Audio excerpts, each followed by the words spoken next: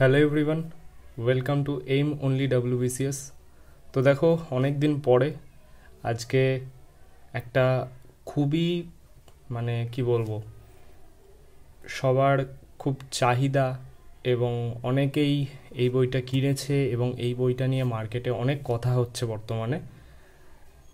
মূলত এই বইটা এসএসসি ব্যাকগ্রাউন্ডের স্টুডেন্টদের জন্য, কিন্তু যেখানে তুমি দেখতে পাচ্ছ এখানে কিন্তু অনেকগুলো এক্সাম লেখা রয়েছে। তো আজকে আমরা কথা বলবো পারমার এসএসসি চ্যানেলের থেকে রিলিজ করা বই ফ্যাটম্যান। ঠিক আছে, এটা মূলত একটা জিকে এবং জিএস এর থিওরি বই। এবার এই বইটা নিয়ে অনেককেই তুমি ভিডিও বানাতে দেখেছো, স্যারকেও, এবং পারমার স্যার যার বই এটা, তিনিও এটাকে নিয়ে অনেক ভিডিও করেছেন এবং সাজেস্ট করেছেন অনেককে। তো আজকে আমরা দেখে নিই বাংলা ভাষায়, মূলত যারা বাংলা ব্যাকগ্রাউন্ডে অনেক স্টুডেন্ট স্যারের চ্যানেলে আছে, তো বাংলা ভাষায় আজকে একটা রিভিউ এই বইটা নিয়ে আমি দেবো। তো দেখতে পাচ্ছি এটা ফার্স্ট এডিশনের একটা বই পারমার এসএসসি চ্যানেলের থেকে। ঠিক আছে, প্রথমে যেটা দেখতে হবে, দেখো এখানে মাস্ট হ্যাভ এই বইটা কেন। ঠিক আছে, মাস্ট হ্যাভ কতটা কি সেটা তো আমরা ভিডিওতেই জানবো, কিন্তু এখানে আমরা জেনে নিই এটা মাস্ট হ্যাভ কেন।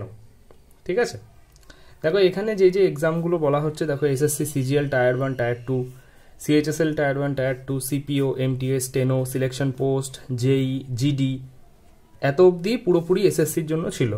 তারপর যেটা রয়েছে দেখো defence, railway, PCS, state police এবং other one day competitive examination. মানে এসএসসির থেকে বাদ দিয়ে যে বাকিগুলো, এটা কিন্তু অনেকটা বড় একটা দাবি এই বইয়ের ক্ষেত্রে, যে বাকি পরীক্ষাগুলোও কি এই বইটা ফুলফিল করছে। তো সেটাই আমরা ভিডিওতে দেখব। তো এখানে আমরা যখন এই বইটার ইন্ডেক্স দেখব, দেখো ইন্ডেক্সটা সত্যি কথা বলতে আমার পার্সোনালি খুব পছন্দ হয়েছে, কারণ এখানে তোমরা দেখতে পাচ্ছ প্রথমত সাবজেক্ট ওয়াইজ তো আছেই, এবং খুব সুন্দর ফন্টগুলো রেখেছে, যার ফলে বুঝতে খুব সুবিধা হচ্ছে। ঠিক আছে, এবং যদি তোমরা একটু ভালোভাবে দেখো তাহলে দেখবে যে এখানে বই, মানে ধরো একটা সাবজেক্ট, ধরো জিওগ্রাফি, শুরু হচ্ছে দেখো পেজ নাম্বার কিন্তু 80, মানে 80 পেজের মধ্যে কিন্তু মোটামুটি একটা জিওগ্রাফিটা তোমার কমপ্লিট হবে, যেটা এই বই দাবি করছে। তেমনভাবেই প্রত্যেকটা সাবজেক্টে কত কত করে রয়েছে সেটা তোমরা দেখতে পাচ্ছ এখানে, আশা করি। ঠিক আছে, আচ্ছা, এত অবধি কিন্তু ইন্ডেক্স। এবার এরপরে প্রতিটা যখন সাবজেক্ট শুরু হবে তখন এরকম সুন্দর একটা কভার পেজ থাকে। ঠিক আছে, এটা প্রত্যেকটা ইয়ের ক্ষেত্রে, সাবজেক্টের ক্ষেত্রে। যেমনভাবে দেখো এখানে অ্যানশিয়েন্ট হিস্ট্রি, তারপরে দেখো এখানে মিডাইভাল হিস্ট্রি, আশা করি দেখতে পাচ্ছ। তারপরে এখানে যেমন মডার্ন হিস্ট্রি, তারপরে দেখো ইকোনমিক্স, তার আগে পলিটি আছে সম্ভবত, হ্যাঁ পলিটি, তারপরে ইকোনমিক্স, তারপরে দেখো এখানে ফিজিক্স,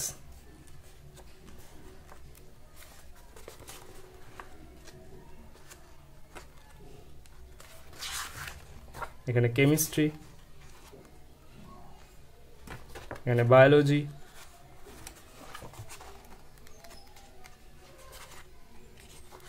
এখানে স্ট্যাটিক।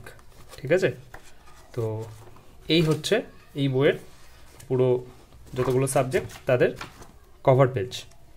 এবার কভার পেজের পরেই যেটা রয়েছে সেটা কিন্তু খুবই একটা ইন্টারেস্টিং জিনিস, এবং আমি জানি না কেন বিভিন্ন যত ফেমাস পপুলার যতগুলো বই রয়েছে কেন এই জিনিসটা করে না। তুমি দেখো এখানে যতগুলো চ্যাপ্টার রয়েছে জিওগ্রাফিতে, এটা জিওগ্রাফি রয়েছে, যতগুলো চ্যাপ্টার রয়েছে, যেমন ধরো সোলার সিস্টেম, তার মধ্যে আমরা কি কি পড়বো সেটা একটা জাস্ট মাইন্ড ম্যাপ মতো করে দেওয়া আছে। তেমন তারপরে ল্যাটিটিউড লঙ্গিটিউডে কি পড়বো, তারপরে আর্থে যে ইন্টেরিয়ার পার্ট এবং প্লেট টেকটনিক সেখানে কি কি পড়বো, এরকম করে না প্রত্যেকটা চ্যাপ্টারের কি কি সাব চ্যাপ্টার বা কি কি মেন পয়েন্ট হতে পারে সেগুলো আমরা এখান থেকে একবার দেখে নিতে পারি। এবং এটা কিন্তু শুধু জিওগ্রাফিতে নয়, এটা কিন্তু প্রত্যেকটা সাবজেক্টের ক্ষেত্রে কিন্তু এই সেম জিনিসটা কিন্তু এখানে ফলো করা হয়েছে। এটা আমার খুব ভালো লেগেছে। এবার যেটা দেখার সেটা হচ্ছে এই বইয়ে একটা জিনিস, একটা না দুটো জিনিস খুব বেশি ইউনিক, এবং যদি এটাকে ধরো তাহলে তিনটে জিনিস খুব ইউনিক। একটা তো এটা বললাম, 2 নাম্বার হচ্ছে যেটা, প্রত্যেকটা চ্যাপ্টার যখন শেষ হবে, আমি পরে একটা চ্যাপ্টার তোমাকে দেখাচ্ছি পুরোপুরি। ধরো একটা চ্যাপ্টার শেষ হলো, একটা চ্যাপ্টার শেষ হওয়ার পরে ওই চ্যাপ্টার থেকে এইরকম করে না একটা ক্রস ওয়ার্ড আছে, ঠিক আছে, যে ক্রস ওয়ার্ডের অ্যাক্রস আর ডাউন এরকম করে লেখা আছে, তোমাকে এখানে ফিল করতে হবে। এবার তোমার মনে হতে পারে এটা এমন আর কি, এটা তো হতেই পারে, এটা তো এত ইউনিকের কি আছে। ইউনিক এটা তখন হয়ে যায় যখন কোনো একটা চ্যাপ্টার তুমি পড়লে, পুরো চ্যাপ্টারটা পড়ার পরে তোমাকে এই ক্রস ওয়ার্ড করতে করতে তোমাকে ওগুলো রিকল করতে হবে। কারণ এখানে জাস্ট শুধুমাত্র তোমাকে ওয়ান লাইনারটা লিখে দিয়েছে, তোমায় কিন্তু রিকল করতে হবে। তো রিকল তুমি তখনই করতে পারবে যখন পুরো চ্যাপ্টারটা তোমার কাছে পড়া থাকবে, ঠিক আছে। আর একটা যেটা জিনিস, যেটা একটু ফানি, অনেকের কাছে ফানি, আবার অনেকের কাছে ডিস্টার্ব লাগতে পারে, বাট যদি সিরিয়াস অ্যাসপিরেন্ট হও তো পড়তে পড়তে একটু মজা নেওয়াটাও দরকার। তো আমার তো বিশেষ করে ওটা খুব ভালো লেগেছে। সেটা হলো কোনো একটা যখন চ্যাপ্টার পড়ছি, আমি একটা চ্যাপ্টার দেখাই,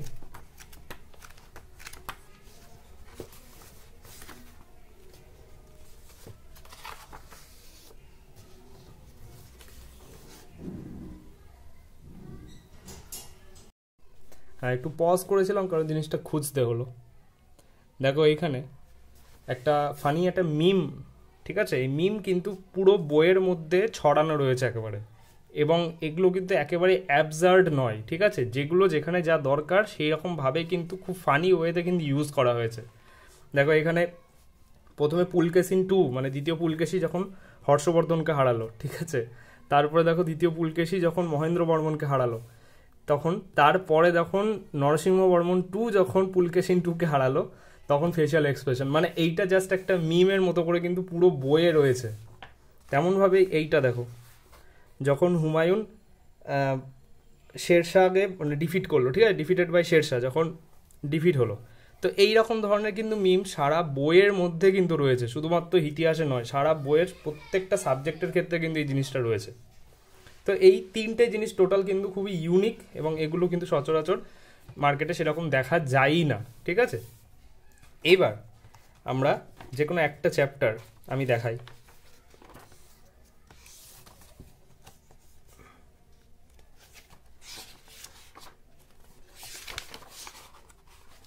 ধরো জিওগ্রাফির এই চ্যাপ্টারটা, ঠিক আছে, আশা করি খুব ভালোভাবে দেখতে পাচ্ছ এই চ্যাপ্টারটা। এটা হচ্ছে অরিজিন অফ ইউনিভার্স, মানে সোলার সিস্টেমের, এটা চ্যাপ্টারের নাম সোলার সিস্টেম, তার মধ্যে প্রত্যেকটা একদম ভেঙে ভেঙে দেওয়া রয়েছে। তো এখানে যেটা দেখতে পাচ্ছ যে প্রত্যেকটা লাইন কিন্তু একেবারে যেগুলো টু দ্য পয়েন্ট যেটাকে বলা হয় সেই রকমভাবেই কিন্তু লাইনগুলো রয়েছে, এবং একটাও কিন্তু এদিক ওদিক নেই যে এক্সট্রা কিছু রয়েছে বা পড়তে অসুবিধা হচ্ছে বা কিছু। এটা কিন্তু খুবই ইজি টু গো পড়ার জন্য, ঠিক আছে, আশা করি এখানে দেখতে পাচ্ছ। একটা চ্যাপ্টার দেখানোর পরে আমি কিন্তু একটা ড্রব্যাক কিন্তু বলবো এই বইটার কিছু ড্রব্যাক আছে সামান্য, সেটাও কিন্তু বলবো আমি। তো জাস্ট এগুলো দেখে নাও।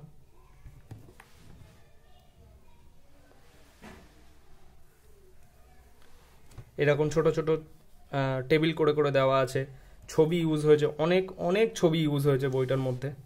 মোটামুটি বইটা খুবই কালারফুল, যদি আমার ভিডিওতে কতটা কালারটা ফুটছে সেটা বুঝতে পারছি না, বাট যদি বইটা হাতে নিয়ে দেখো তাহলে দেখবে কালার কিন্তু বইটার মধ্যে অনেক আছে।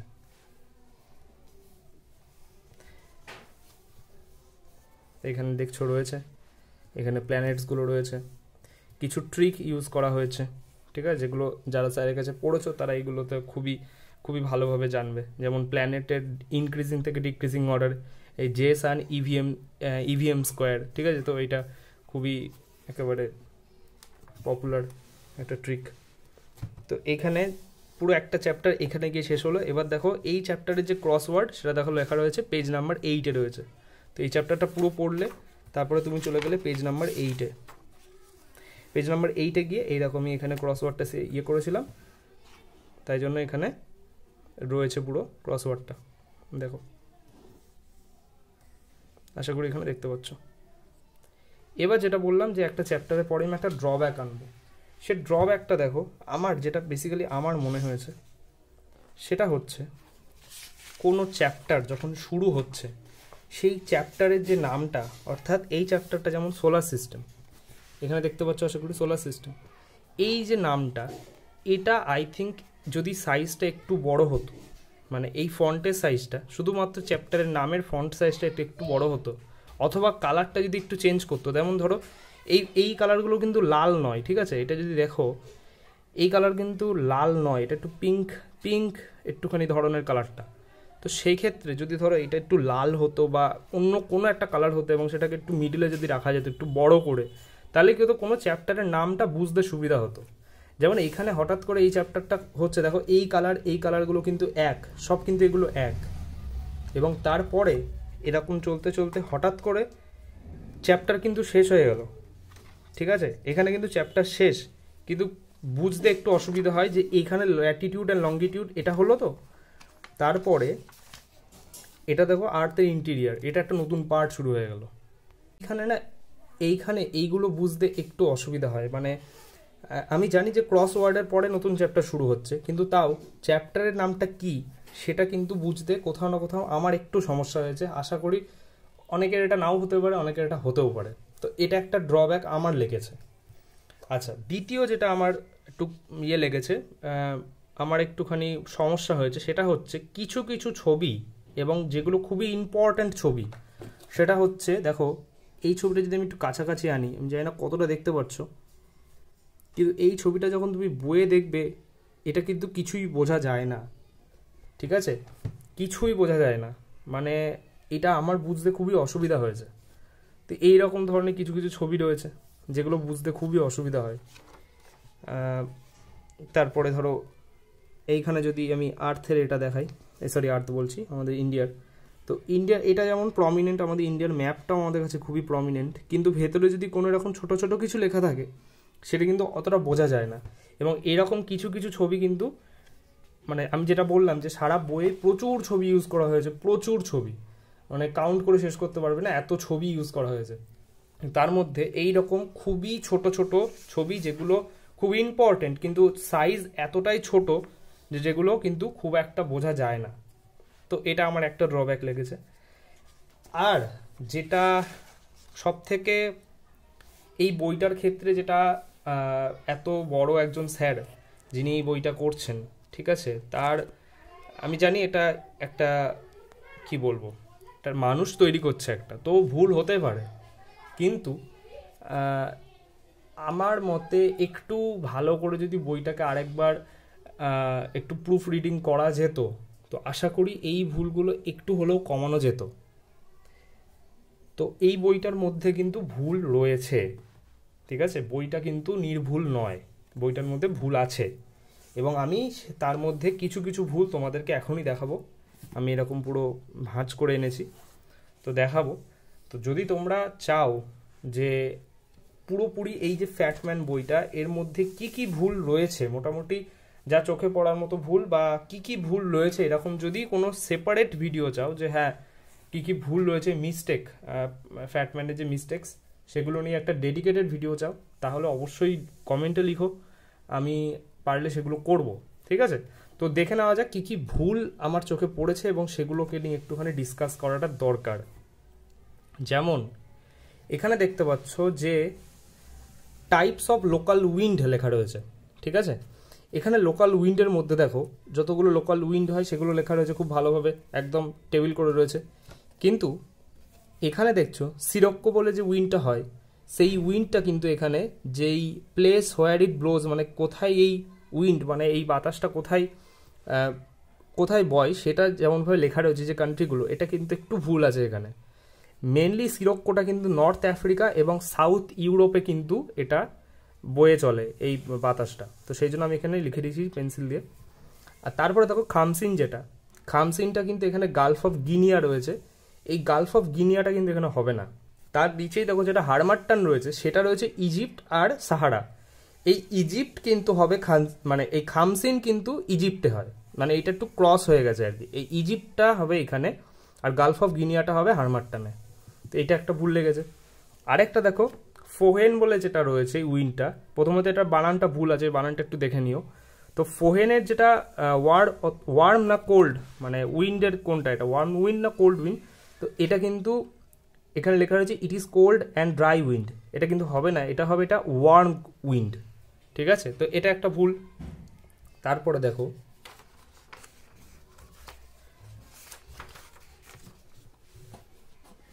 আচ্ছা, এইখানে একটা জিনিস একটু বোঝানোর আছে। দেখো এইখানটায় যখন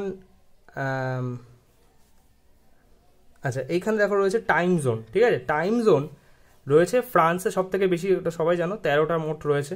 তারপরে ইউএসএ 11টা, তারপরে দেখো রেখেছে রাশিয়া হচ্ছে 11টা, তারপরে দেখো রেখেছে ইউএসএটা রেখেছে কিন্তু এখানে 4টে। তো এইটা আমার মনে হয়েছে একটু ভুল, এটা স্যার ক্লাসেও বলেছিল, ক্লাসে স্যার 9টা বলেছিল, সেটা টোটাল মানে ইউএসএর টোটাল বাউন্ডারি ধরে, মানে পুরোপুরি ধরে কিন্তু টোটাল 9টা জোন হয়। এবং যদি মেনল্যান্ড, শুধুমাত্র যদি মেনল্যান্ড ধরা হয় তাহলে সেক্ষেত্রে কিন্তু 6টা হয়। তো কোনো মতে কিন্তু ইউএসএর 4টে টাইম জোন হবে না এখানে, ঠিক আছে? এটা আমার মনে হয়েছে, এটা তোমরাও একটু দেখে নিও, মানে এমন নয় যে আমি বলছি বলে বিশ্বাস করে নিতে হবে, তোমরা নিজেরা যাচাই করবে অবশ্যই, ঠিক আছে? আচ্ছা, এইখানে দেখো সাম ফেমাস হিল, এটা হচ্ছে হ্যাঁ এটা ভূগোলেরই পার্ট। তো এখানে কিছু ফেমাস হিল লেখা রয়েছে, সেখানে দেখো দিনোধার হিল, এটা মহারাষ্ট্র লেখা রয়েছে, এটা কিন্তু মহারাষ্ট্র হবে না, এটা গুজরাট হবে। আর এখানে রয়েছে দেখো অনন্তগিরি হিল, এখানে কিন্তু অন্ধ্রপ্রদেশ লেখা রয়েছে, এটা শুধু অন্ধ্রপ্রদেশ হবে না, এটা কিন্তু অন্ধ্রপ্রদেশ এবং তেলেঙ্গানা দুটোই হবে, কারণ কিছু পার্ট মানে সে রয়েছে, কিছু পার্ট এখানে কিছু পার্ট ওখানে এরকম রয়েছে। তো এটা একটা রয়েছে। তারপরে দেখো এটা আমরা চলে এলাম হিস্ট্রিতে। আচ্ছা, হিস্ট্রিতে এইখানে একটা জিনিস দেখতে পাচ্ছ যে জিওগ্রাফিক্যাল ডিস্ট্রিবিউশনের এখানে, মানে এটা মিজোলিথিক পিরিয়ডে জিওগ্রাফিক্যাল ডিস্ট্রিবিউশনে দেখো লানগঞ্জ রয়েছে, লানগঞ্জ কিন্তু উত্তরপ্রদেশে রয়েছে, এটা উত্তরপ্রদেশ হবে না, এটা কিন্তু হবে গুজরাট, ঠিক আছে? আচ্ছা, তারপরে আচ্ছা এইখানে দেখো, এইখানে অশোকের যে এডিক্টগুলো আছে, সেই মাইনর রক এডিক্টের মধ্যে কিন্তু নেত্তুর বলে যে জায়গাটা আছে, এটা কিন্তু লেখা রয়েছে অন্ধ্রপ্রদেশ, এটা কিন্তু অন্ধ্রপ্রদেশ হবে না, এটা কিন্তু হবে কর্ণাটক, ঠিক আছে? এটা কিন্তু হবে কর্ণাটক। তো এটা একটু মাথায় রাখবে, এই জিনিসগুলো একটু মাথায় রাখবে। তারপরে দেখো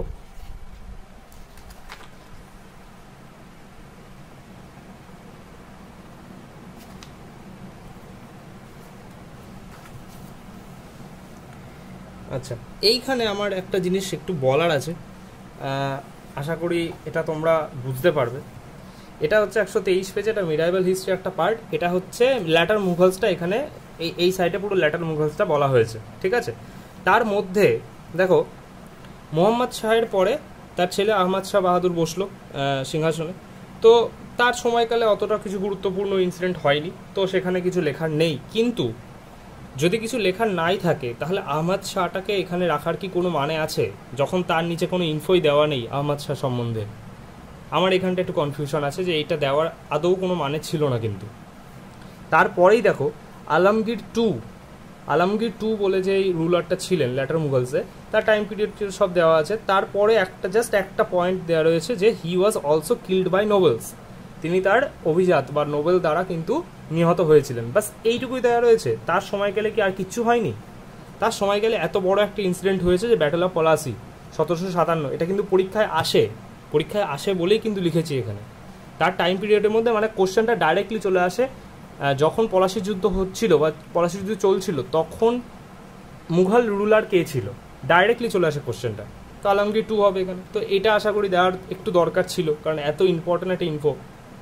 তারপরে যেটা আরও মানে আশ্চর্য, সেটা হচ্ছে শাহ আলম টু এর টাইম পিরিয়ড দেওয়া রয়েছে, শুধুমাত্র একটা পয়েন্ট দিয়ে ছেড়ে দেওয়া হয়েছে যে হি ওয়াজ ব্লাইন্ডেড। মানে আমি জানি না যে শুধুমাত্র এই লাইনটা কোনো পরীক্ষায় এসছে বা আসে কি না, যে কোন মুঘল বাদশাহ অন্ধ ছিলেন বা ব্লাইন্ড ছিলেন, আমার তো চোখে পড়েনি আজ অবধি, যাই হোক হয়তো আসতে পারে। কিন্তু আমি এখানে আরও 3টে ইনফো রেখেছি, তোমরা ভিডিওটা দেখছো তোমরা নিজেরাই যাচাই করবে যে এই ইনফো 3টে পরীক্ষায় আসে কি আসে না। এক হচ্ছে ব্যাটেল অফ বক্সার হয়েছিল 1764-তে, তার টাইম পিরিয়ডে। 2 নম্বর হচ্ছে দিওয়ানি রাইট পেয়েছিল ইংরেজরা 1765-তে, যখন বক্সারের যুদ্ধ শেষ হলো তখন দিওয়ানি রাইটটা পেয়েছিল ইংরেজরা, তার সময়কালে হয়েছিল। তারপরে আরেকটা হচ্ছে থার্ড পানিপাত হয়েছিল 1761-তে, ঠিক আছে। তো এই 3টে ইনফো আমার মতে দেওয়া উচিত ছিল। এবং একদম সেম ভুল কিন্তু পরবর্তী ইয়েটাতে হয়েছে, রুলারটাতে হয়েছে, সেটা হচ্ছে আকবর 2, মানে দ্বিতীয় আকবর। সেম ভুল যেটা ওখানে করা হয়েছিল আহমদ শাহ বাহাদুরের ক্ষেত্রে, যে ওখানে কোনো ইনফো ছিল না তার নামে, কিন্তু তার নামটা দেওয়া হলো। কিন্তু আকবর 2 এর ক্ষেত্রে একটা বড় ইনফো তো আছে, এবং সেটা ছোট বড় যে কোনো পরীক্ষায় এটা চলে আসে প্রশ্নটা, সেটা হচ্ছে তিনি কিন্তু রামমোহন রায়কে রাজা উপাধি দিয়েছিলেন। তো এটা মানে আর অন্য কোনো ইনফো দিক না দিক, এই ইনফোটা দেওয়া আর আশা করি দরকার ছিল। আকবর 2 থেকে আরও ছোট ছোট অনেক ইনফো হয়, কিন্তু আমি সেগুলোতে যাচ্ছি না। কিন্তু এই একটা ইনফো দেওয়ার দরকার ছিল, অন্ততপক্ষে জায়গাটা ফাঁকা না রেখে একটা ইনফো দিলে আই থিঙ্ক জিনিসটা আরও ভালো হতো। তারপরে সেম বাহাদুর শাহ 2 এর ক্ষেত্রে দ্য লাস্ট মুঘল রুলার, ব্যাস এইটুকুই। একটা ছোট্ট পয়েন্ট দেওয়া দরকার ছিল যে তার সময়কালে রিভোল্ট অফ 1857 হয়, অথবা তিনি রিভোল্ট অফ 1857-এর লিডার ছিলেন, এইটুকু দেওয়ার দরকার ছিল, এটা আমার মনে হয়েছে। আচ্ছা,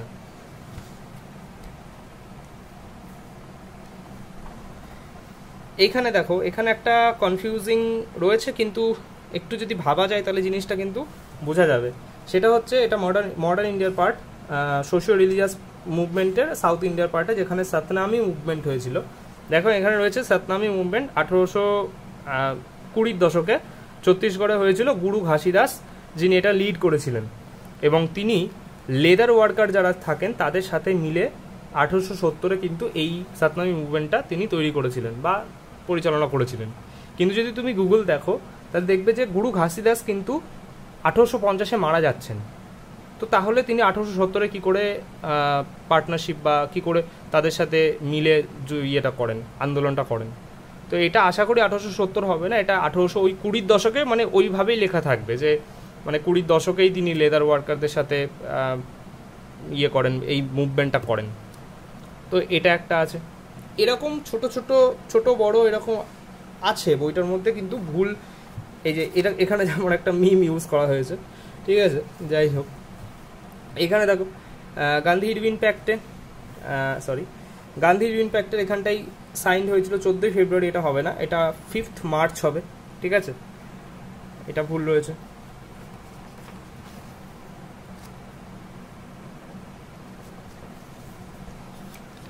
আচ্ছা, এইখানে আরেকটা ভুল রয়েছে, এটা পলিটিতে দেখো, মানেকা গান্ধী কেস, এটা 1967 দেওয়া রয়েছে, এটা কিন্তু 1967 হবে না, এটা কিন্তু 1978 হবে, ঠিক আছে, এটা দেওয়া রয়েছে।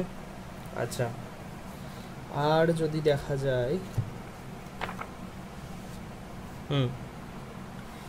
এইখানে দেখো গভর্নমেন্ট অফ ইন্ডিয়া অ্যাক্ট 1935, এখানে কিন্তু ফার্স্ট যে পয়েন্টটা, যে it abolished dyarchy in the provinces and introduced dyarchy at the centre, provided autonomy to the centre, এটা কিন্তু সেন্টার হবে না, এটা কিন্তু প্রভিন্সেস হবে, ঠিক আছে। অটোনমি কিন্তু প্রভিন্সকে দেওয়া হয়েছিল, প্রভিন্সিয়াল অটোনমি হয়েছিল এখানে, এটা একটা ভুল।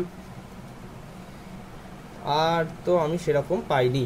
তো এখানে আমি যেইগুলো পেয়েছি বা যারা করেছেন তাদের থেকেও আমি শুনেছি, তো সেখানে আমার এই কটা ভুল লেগেছে।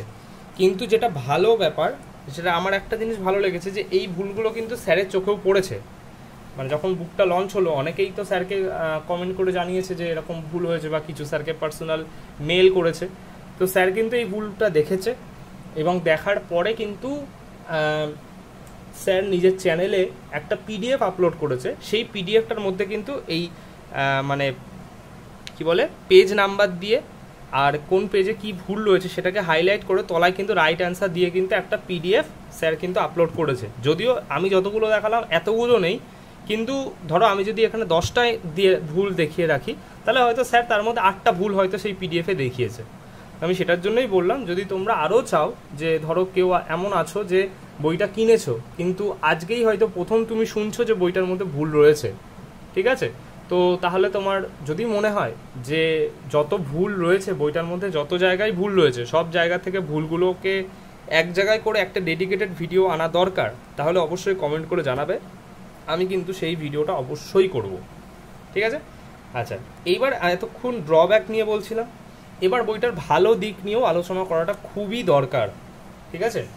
দেখো, আমি একটা কমপ্লিকেটেড চ্যাপ্টার অথবা যে কোনো একটা চ্যাপ্টার আমি দেখাই, এখানে 1857টাই দেখাই, 1934, সরি 134 পেজ।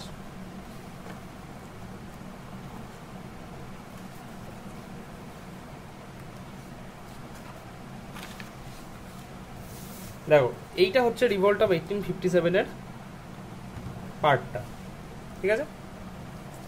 দেখতে পাচ্ছ এখানে সুন্দর করে শুরুটা রয়েছে। এই সেম এগেন যেটা প্রবলেম, যেটা প্রথমে বলেছিলাম, যে চ্যাপ্টারের নামটা একটু যদি ঠিকঠাক করে একটু মিডলে বা একটু বড় করে যেতে করা যেত, দেখতে ভালো লাগবে একটুখানি, আর কিছুই না। তো এখানে দেখছো যে কজেস রয়েছে, তারপরে জেনারেল সার্ভিস এস্টাবলিশমেন্ট অ্যাক্ট গুলো কিন্তু সচরাচর সেরকম লুসেন্ট বা ওই রকম টাইপের কিন্তু এইগুলো এতটা ভালোভাবে কিন্তু থাকে না। তারপরে এই যে বক্সগুলো, যেগুলো সুন্দর করে অন্যান্য কালার দিয়ে হাইলাইট করে রাখা হয়েছে, এগুলো কিন্তু পড়তেও খুব ইন্টারেস্টিং লাগে, এবং আলাদা করে হাইলাইট করার কারণে এটা বুঝতে সুবিধা হয় যে এইটা কিন্তু এক্সট্রা পয়েন্ট আমাদেরকে মনে রাখতে হবে। ঠিক আছে? এবং যারা যারা স্যারের পড়ানোর সাথে অবগত আছো, স্যারের চ্যানেল দেখো, স্যারের ভিডিও দেখো, বা স্যারের কোনো কোর্স নিয়েছো বা ফ্রি কোর্স যেগুলো স্যার চালান সেগুলো নিয়েছো, তারা কিন্তু স্যারের পড়ানোর সাথে অবগত, স্যার কিভাবে পড়ান সেইটা কিন্তু তারা জানবে। তো সেদিক থেকে যখন স্যারের ধরো রিভল্ট অফ 1857 স্যার পড়িয়েছে চ্যানেলে, তখন তুমি যখন এই চ্যানেলে ভিডিওটা দেখার পর যখন এই বইটা পড়বে বা এই জায়গাটা পড়বে, সেটা কিন্তু তুমি অনেকটা বেশি বুঝতে পারবে এবং অনেকটা বেশি কিন্তু রিলেট করতে পারবে। তোমার মনে হবে যে ক্লাসটা করিয়ে এনে তোমার কাছে কোনো একটা নোট দিয়ে দেওয়া হয়েছে। এটা পুরো একটা নোট বুকের মতো, যেখানে কোনো এক্সট্রা কিচ্ছু নেই, শুধুমাত্র যা রয়েছে সেটা হচ্ছে যতটা লাগবে ততটা। ঠিক আছে? যেমন এই একটা পাতার মধ্যেই কিন্তু পুরো রিভল্ট অফ 1857টা শেষ, কারণ দেখতেই পাচ্ছ নিচে দেখা রয়েছে যে এইটার যে ক্রস ওয়ার্ডটা সেটা কিন্তু 138 নম্বর পেজে রয়েছে। তো ক্রস ওয়ার্ডের এইটার আগেই কিন্তু যা আছে সেটা কিন্তু পুরো একটা চ্যাপ্টার, মানে এই একটা পেজেই কিন্তু পুরো রিভল্ট অফ 1857-এর যা যা ইম্পর্টেন্ট জিনিসগুলো দরকার পুরোটাই কিন্তু এর মধ্যে দেওয়া রয়েছে। যেমন এখানে দেখতে পাচ্ছ যে লিডারগুলো পুরো লিস্ট করে দেওয়া রয়েছে, এখানে যারা যারা সাপ্রেস করেছিলেন সেগুলো দেওয়া রয়েছে, আফটার ম্যাথ কী কী হয়েছিল সেগুলো দেওয়া রয়েছে, রিজনস রয়েছে, কমেন্ট কী কী হয়েছে সেগুলো রয়েছে। ঠিক আছে? কী কী হটস্পট ছিল সেগুলো রয়েছে, লিডার রয়েছে, যা যা এখানে দরকার, এই যে কোন কোন প্লেস অ্যাকোয়ার্ড হয়েছিল ডক্ট্রিন অফ ল্যাবসের আন্ডারে, সেগুলো পুরো একদম ইয়ার ওয়াইজ পুরো কিন্তু পরপর রয়েছে। এই পরপরটাও কিন্তু পরীক্ষাতে আসে, কোনটার পর কে হয়েছিল। ঠিক আছে? তো এটা গেল। ওভারঅল যদি বইটা সম্বন্ধে আমাকে বলতে হয় যে বইটা কেমন বা বইটা নেওয়া উচিত কি নয়, আমি বলবো যে মার্কেটে এরকম বই কিন্তু নেই। এবার অনেকে বলবে না, বই তো আছে। বই থাকাটা এবং এরকম একটা বই থাকা সেটা কিন্তু ডিফারেন্ট, কারণ এই বইটার মধ্যে এমন কিছু কিছু এলিমেন্ট রয়েছে, যেমন সাপোর্টিং পিকচার, টেবিল, তারপরে হচ্ছে ওই ক্রস ওয়ার্ডগুলো, ওগুলো তোমার হয়তো মনে হতে পারে যে ওটা অতটা ইম্পর্টেন্ট নয়, কিন্তু তুমি যখন বইটা কিনবে, যখন তুমি ওটা সামনে রাখবে, সামনে থাকবে, তখন দেখবে একটা ওগুলো রিকল করার জন্য তোমাকে দেখবে চ্যাপ্টারের দিকে আবার পেছনে যেতে হচ্ছে। ঠিক আছে? তো যাই হোক, এবার বইটা তখনই ইউনিক হয়ে যাচ্ছে যখন শুধুমাত্র ইম্পর্টেন্ট জিনিসগুলোকে রেখে বইটাকে কিন্তু তৈরি করা হয়েছে। এখানে খুব কম সাপোর্টিং জিনিস খুব কম রাখা হয়েছে, যেমন যেগুলো একেবারেই অ্যাবসার্ড, যেগুলো পড়তে লাগে না একেবারেই, ঠিক আছে, সেগুলো দিয়ে দিয়ে পুরো পেজ ভরিয়ে এই বইটা কিন্তু তৈরি হয়নি। এই বইটা যেটা হয়েছে সেটা হচ্ছে শুধুমাত্র ইম্পর্টেন্ট জায়গাগুলোকে রেখে রেখেই কিন্তু তৈরি হয়েছে। ঠিক আছে? তো এখানে এটাই ছিল বাংলাতে একটা রিভিউ। এবার আমি বইটা শুধুমাত্র কিছু কিছু জায়গা তোমাদেরকে দেখাচ্ছি, জাস্ট শুধুমাত্র বইটাকে কেমন করেছে, জাস্ট শুধুমাত্র তোমাদের যদি ইন্টারেস্ট থাকে তো বইটা দেখো। ঠিক আছে।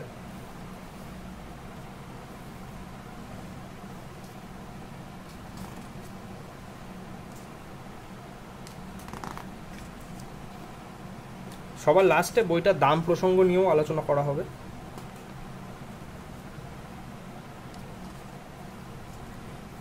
তারপর Himalayan river system, peninsular river, দুটোতেই ক্রসওয়ার্ড আছে, এখানে তার হিন্টগুলো রয়েছে।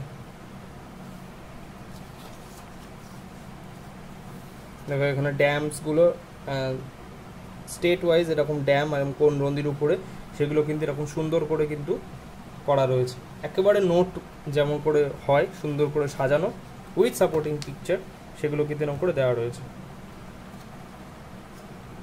কিছু কিছু ছবি এতটাই ছোট হয়ে গেছে না, সেই ছবিগুলো কিন্তু খুবই ইম্পর্টেন্ট, সেগুলো কিন্তু ইউটিউবে বিভিন্ন স্যাররাও কিন্তু সেগুলো ব্যবহার করেন সেই ছবিগুলো, এবং সেগুলো গুগলেও অ্যাভেলেবেল। কিন্তু ছবিগুলো যদি একটু বড় করে যদি প্রেজেন্ট করা যেত, আমার মনে হয় ব্যাপারটা আরও বেশি ভালো হতো এবং অনেক বেশি এনগেজিং হতো। এটা আমার পার্সোনাল ওপিনিয়ন, হয়তো যারা যারা বইটা কিনেছে তারা রিলেট করতে পারবে। এখানে সুন্দর করে রেভলিউশনগুলো এবং তাদের কালার কোড দিয়ে দিয়ে কিন্তু দেওয়া রয়েছে।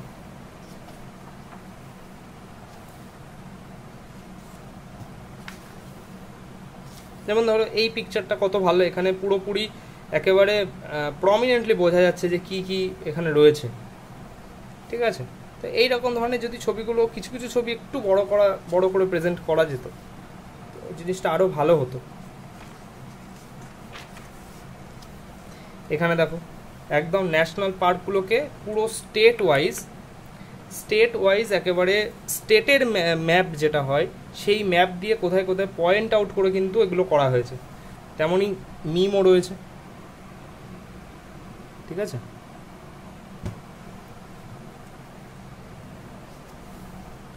এবং ট্রিকও রয়েছে, দেখতেই পারছো।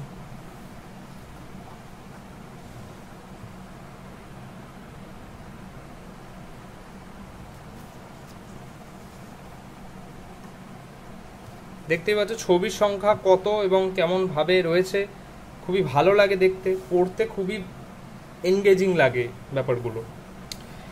তো এখানে ছিল বইটা রিভিউ, ঠিক আছে, বাংলা ভাষায় পুরোপুরি একটা প্রপার রিভিউ হলো। এবার যদি বইটার দাম প্রসঙ্গে আসা যায়, তো এখানে দেখতে পাচ্ছ যে বইটার দাম এমআরপি যেটা, সেটা 549 রয়েছে। এই বইটার দামটা কিন্তু ভ্যারি করে। এই বইটা ফ্লিপকার্টে, অ্যামাজনে বিভিন্ন সময় বিভিন্ন দাম এই বইটা দেখায়। মোস্ট অফ দ্য টাইম বইটা মোটামুটি 470-এর নিচেই থাকে, ঠিক আছে। কখনো কখনো 429ও হয়ে যায়, কখনো কখনো সেটা 420-তেও নেমে যায়, আবার কখনো 450, 55 এরকমও হয়ে যায়, মানে খুবই ফ্ল্যাকচুয়েট হতে থাকে, কারণ এই বইটার ডিমান্ড খুব বেশি। হ্যাঁ, এই বইটার ডিমান্ড প্রচুর বেশি, বইটা খুব তাড়াতাড়ি আউট অফ স্টক হয়ে যায়। তো সেই কারণে প্রথমত এই বইটা তোমরা একবার কলেজ স্ট্রিটে গিয়ে দেখবে। কলেজ স্ট্রিটে বইটা চলে এসেছে, আমার কাছে খবর আছে।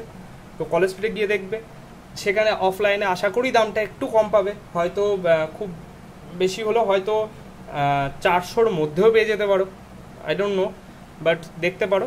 অনলাইনেও দেখতে পারো, অনলাইনে খুব তাড়াতাড়ি, আগে তো মানে প্রথম যখন বইটা লঞ্চ হয়েছিল তখন অনলাইনে পেতে একটু লেট হচ্ছিল, কিন্তু ধীরে ধীরে কিন্তু বইটা অনেক তাড়াতাড়ি আসছে।